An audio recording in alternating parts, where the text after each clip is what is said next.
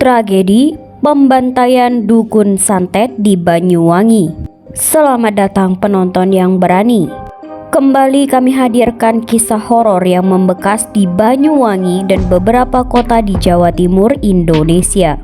Lebih dari 25 tahun lalu, tragedi yang mencekam ini menyebar di tengah krisis ekonomi dan politik yang melanda Indonesia.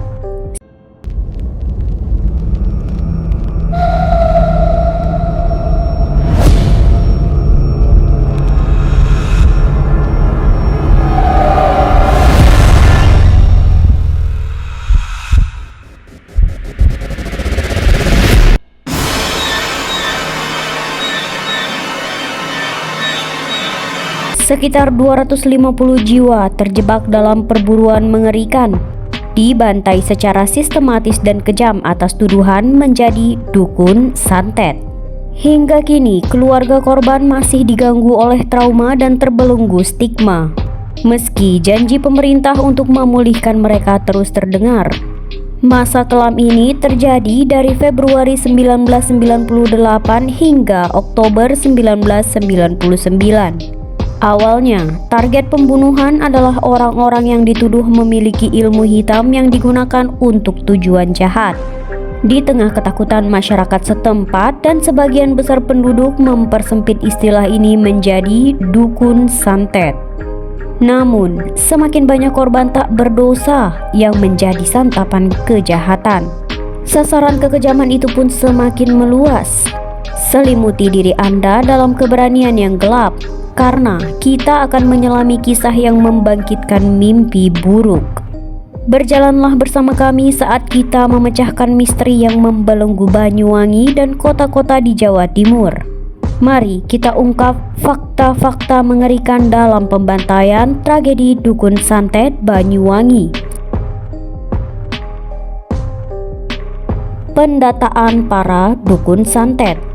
Peristiwa pembantaian Banyuwangi 1998 menghadirkan gelombang ketegangan yang mencekam ketika Purnomo Sidik, Bupati Banyuwangi pada masa itu, mengambil keputusan untuk melakukan pendataan terhadap dukun dan individu yang memiliki kekuatan magis. Radiogram yang dikeluarkan pada 6 Februari 1998 menjadi pemicu mengerikan yang menyebarkan rasa takut ke seluruh jajaran aparat pemerintah, mulai dari camat hingga kepala desa. Pendataan para dukun santet ini sebenarnya adalah upaya untuk mendata ada berapa banyak dukun di daerah tersebut. Karena saat itu jumlah dukun santet atau orang-orang yang memiliki ilmu hitam sangatlah banyak. Terlebih lagi, korban-korban santet terus berjatuhan di masyarakat dan yang disalahkan adalah para dukunnya. Pendataan ini sebagai upaya sortilisasi dalam satu wilayah ada berapa dukunnya dan siapa saja. Kebocoran informasi data dukun santet. Sejatinya, pendataan yang dilakukan di Banyuwangi bertujuan untuk memberikan perlindungan kepada individu yang diduga sebagai dukun santet. Namun, nasib berkata lain. Radiogram yang berisi data orang-orang yang diduga memiliki kekuatan magic tersebut justru mengalami kebocoran dan jatuh ke tangan sekelompok orang yang tak bertanggung jawab. Kebocoran informasi ini mengubah tujuan mulia pendataan menjadi ancaman yang serius. Data-data yang seharusnya dirahasiakan dan digunakan untuk mengendalikan situasi malah berakhir di tangan pihak yang tidak bertujuan baik. Identitas dan status individu yang terdaftar sebagai dukun santet pun menjadi terungkap, meninggalkan mereka rentan terhadap tindakan penindasan dan pembalasan dari masyarakat yang tidak puas. Penduduk atau siapapun yang mendapatkan informasi ini menjadi marah, terutama orang-orang yang keluarganya pernah menjadi korban dukun santet.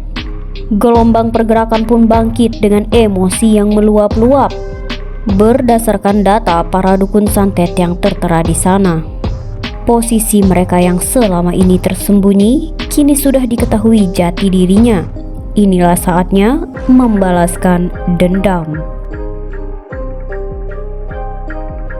Pembantaian yang terjadi dengan kecepatan mengerikan.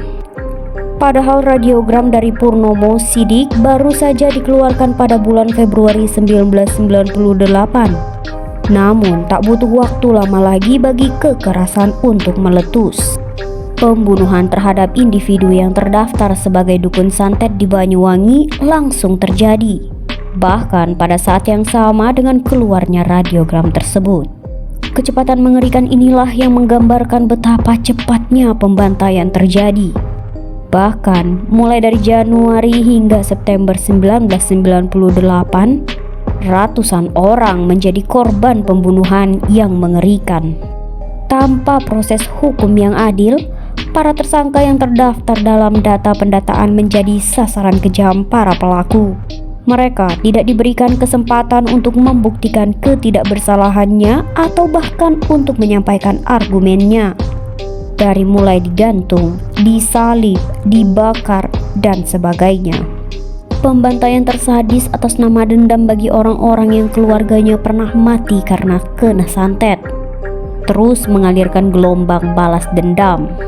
Tanpa mereka tahu apakah yang mereka bantai itu benar-benar pelaku santet atas keluarga mereka atau bukan. Perlindungan terhadap dukun santet. Sadar akan semakin memanasnya situasi, pada bulan September 1998, Bupati Purnomo Sidik kembali mengeluarkan radiogram yang berisi penegasan terhadap instruksi sebelumnya. Radiogram ini menggarisbawahi pentingnya melindungi individu yang terdaftar dalam data pendataan, yang dianggap memiliki kekuatan magis dari kekerasan yang mungkin terjadi.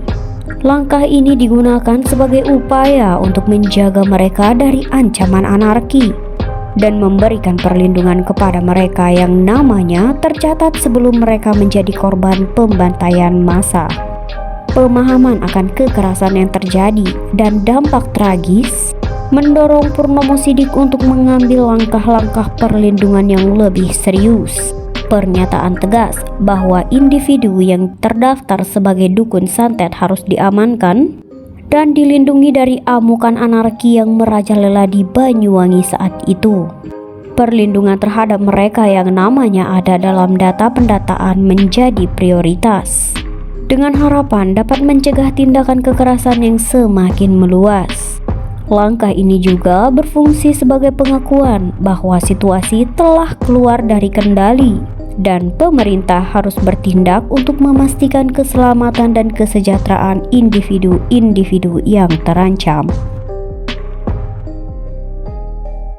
Situasi tidak mereda, malah semakin parah.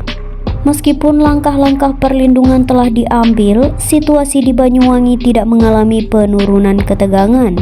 Sebaliknya, semakin memburuk. Tragedi pembantaian terhadap individu yang dituding sebagai dukun santet semakin meluas, menciptakan kengerian yang tak terbendung. Dalam satu hari saja, terdapat laporan bahwa antara 2 hingga 9 orang menjadi korban pembunuhan di Banyuwangi. Kekerasan yang cepat ini menunjukkan betapa kompleks dan seriusnya situasi yang dialami oleh masyarakat Banyuwangi. Aparat yang melindungi nama-nama orang dalam data tersebut tidak mampu membendung keberingasan massa. Dengan mengatasnamakan menghapus perdukunan santet yang meresahkan, orang-orang yang memiliki ilmu santet memang harus dimusnahkan dari muka bumi. Karena itulah, gelombang para pembantai pun semakin besar, sehingga aparat yang melindungi para dukun pun tidak sanggup dan kewalahan. Hal itulah yang akhirnya membuat setiap hari ada saja dukun santet yang mati terbantai sadis. Menyasar kalangan santri dan kiai pembunuhan yang keluar dari data. Terjadi pembunuhan massal yang semula berfokus pada individu-individu yang terdaftar dalam data pendataan, kini menyerang kelompok yang lebih luas. Selain para dukun santet, pembantaian yang terjadi di Banyuwangi juga menargetkan kalangan santri dan kiai. Para santri, kiai, dan guru agama di Banyuwangi yang dituduh memiliki keterikatan dengan dukun santet menjadi sasaran pembunuhan oleh kelompok orang yang tidak dikenal. Entah bagaimana ceritanya berubah, korban pembunuhan tidak lagi terikat pada data yang telah dikeluarkan sebelumnya. Keberadaan mereka dalam kalangan santri dan kiai menunjukkan bahwa pembantaian ini telah meluas dan meningkat, menjadi ancaman serius bagi mereka yang dianggap memiliki keterkaitan dengan kekuatan magic. Tindakan kekerasan yang menyasar kalangan santri dan kiai ini menciptakan dampak yang mendalam dalam komunitas keagamaan di Banyuwangi. Mereka yang seharusnya menjadi pilar spiritual dan pengajar agama malah menjadi korban pembantaian tanpa alasan yang jelas. Dari dendam santet berubah ke politik. Pembunuhan yang menargetkan kalangan santri, kiai, dan guru agama ini mulai dikaitkan dengan motif politik. Maijen TNI Joko Subroto, Pangdam 5 Brawijaya pada saat itu mengungkapkan bahwa pembunuhan yang terjadi antara Januari hingga Juli 1998 kemungkinan memiliki latar belakang motif kebencian terhadap dukun santet.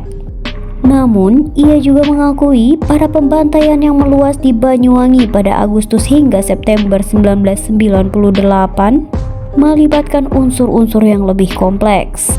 Terlepas dari asal-usulnya, pembunuhan tersebut secara bertahap mengalami pergeseran menjadi permasalahan yang terkait dengan politik. Motif politik mulai menyebar dan mempengaruhi serangkaian pembantaian di Banyuwangi. Peristiwa ini menunjukkan bahwa di balik dendam santet yang mungkin menjadi pemicu awal, terdapat kepentingan politik yang tersembunyi yang turut memperkeruh situasi. Dalam keadaan ketegangan yang semakin meningkat, masalah politik menjadi faktor yang memperumit dan memperburuk keadaan di Banyuwangi. Masyarakat menjadi terjebak dalam perangkat politik yang berperan dalam mendorong dan memperpanjang pembunuhan massal. Motif politik ini membawa implikasi yang lebih luas dan kompleks terhadap masyarakat, memperdalam perpecahan dan ketidakstabilan yang ada. Tahun tumpang tindih politik dan pembantaian. Situasi politik nasional yang penuh ketidakpastian pada saat itu menjadi salah satu faktor yang memperburuk teror yang dialami masyarakat Banyuwangi. Pada periode tersebut, muncul aksi demonstrasi yang mendesak Soeharto untuk lengser setelah terpilih kembali sebagai presiden dalam sidang umum MPR pada bulan Maret 1998. Tahun 1998 merupakan tahun yang penuh dengan peristiwa-peristiwa penting dalam sejarah politik Indonesia. Terjadinya demonstrasi massal di berbagai kota, termasuk Jakarta, mencerminkan ketidakpuasan masyarakat terhadap rezim Soeharto yang telah berkuasa selama lebih dari 3 dekade. Aksi-aksi tersebut turut mempengaruhi situasi di Banyuwangi dan memperumit kondisi yang sudah tegang akibat pembantaian yang terjadi. Tumpang tindih antara situasi politik yang sedang tidak menentu dan pembantaian yang melanda Banyuwangi membawa dampak yang serius pada masyarakat setempat. Teror dan kekerasan semakin meluas dan orang-orang menjadi semakin rentan terhadap ancaman dan kekerasan politik. Ketidakstabilan politik di tingkat nasional menciptakan lingkungan yang memungkinkan perbuatan kejahatan dan terorisme terjadi tanpa hambatan.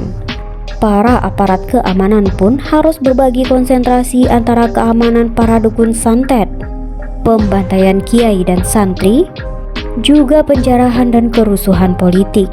Semua menjadi satu kesatuan yang rumit di tahun 1998. Operasi Naga Hijau.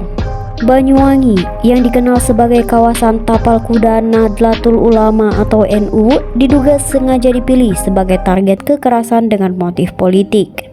Selain menyasar kalangan santri, peristiwa pembantaian dukun santet di Banyuwangi sering disebut sebagai Operasi Naga Hijau.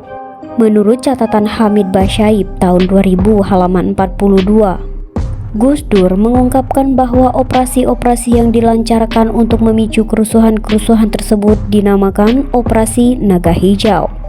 Dalam konteks politik Indonesia, warna hijau dapat merujuk pada TNI atau Tentara Nasional Indonesia dan Islam. Pemilihan Banyuwangi sebagai lokasi untuk operasi ini memiliki keterkaitan yang mendalam dengan kekuatan politik dan agama di wilayah tersebut. Tapal kuda NU yang kuat di Banyuwangi menjadi fokus perhatian dengan upaya untuk menghasut ketegangan dan konflik antara kelompok Islam dan pihak militer. Operasi Naga Hijau menciptakan suasana kekerasan dan ketakutan di Banyuwangi. Motif politik yang terkait dengan kepentingan TNI dan agama menjadi faktor penting dalam memicu dan memperburuk situasi yang sudah tegang. Teror dan pembantaian yang terjadi memperdalam perpecahan di antara masyarakat, mengancam stabilitas dan harmoni sosial yang ada. Total korban ratusan. Pada tanggal 7 Oktober 1998, pihak kepolisian Jawa Timur mengumumkan hasil investigasi terkait jumlah korban dalam pembantaian dukun santet di Banyuwangi. Menurut data yang diungkap oleh kepolisian, mereka berhasil mengevakuasi 227 orang yang diduga sebagai dukun santet. Namun, pemerintah kabupaten Pemkab Banyuwangi mencatat 115 korban dari peristiwa pembunuhan ini. NU dalam upaya mencari fakta membentuk tim pencari fakta atau TPF untuk menyelidiki jumlah korban dari tragedi berdarah ini. Tim pencari fakta NU melaporkan bahwa serangkaian pembunuhan dengan isu dukun santet tidak hanya terjadi di Banyuwangi, tetapi juga meluas ke 10 kabupaten lainnya. Berdasarkan pendataan NU, terdapat 163 korban. Angka korban yang diberikan oleh berbagai sumber menunjukkan bahwa tragedi pembantaian dukun santet di Banyuwangi dan sekitarnya telah mengakibatkan ratusan nyawa hilang. Korban tewas dan luka-luka yang tercatat merupakan cerminan kekejaman dan keganasan yang melanda daerah tersebut. Data yang dikumpulkan oleh pihak kepolisian, Pemkab Banyuwangi, NU, dan LBH Surabaya memberikan gambaran yang tragis tentang besarnya jumlah korban yang terkena dampak kekerasan ini. Namun, menurut data Wikipedia Google yang diakses sebagai informasi internasional, menyebutkan seluruh korban pembantaian mencapai 309 orang dalam pembantaian yang terjadi selama bulan Februari hingga September.